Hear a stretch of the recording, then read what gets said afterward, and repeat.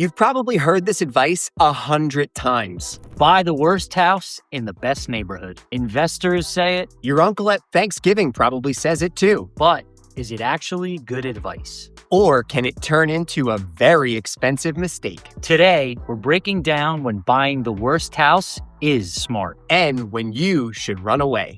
Let's dive right in.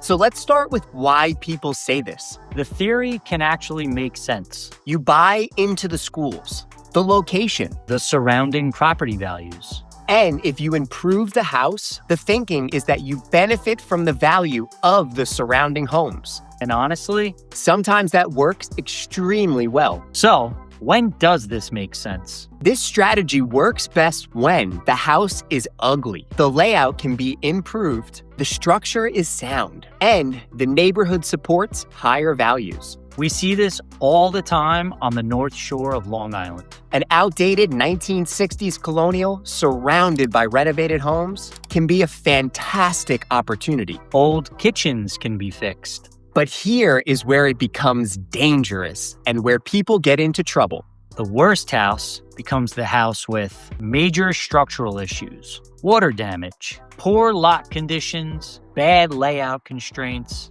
and zoning limitations. Sometimes the house is cheap for a reason. And sometimes that reason can be very expensive.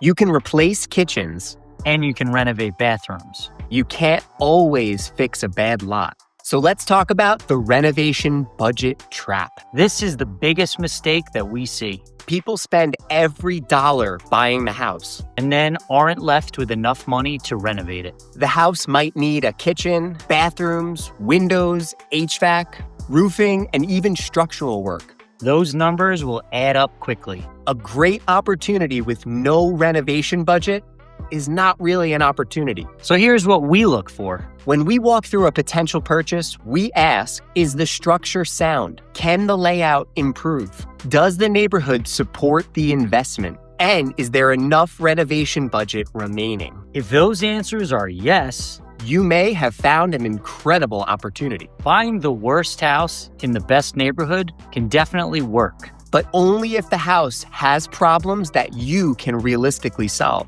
The ugliest house can become the best house. But the wrong home can be the most expensive mistake that you've ever made. If this helped, hit that like and subscribe button and let us know in the comments below. Would you rather buy the nicest house in an average neighborhood or the worst house in the best neighborhood? And check out our other construction videos on our channel. We'll see you next time.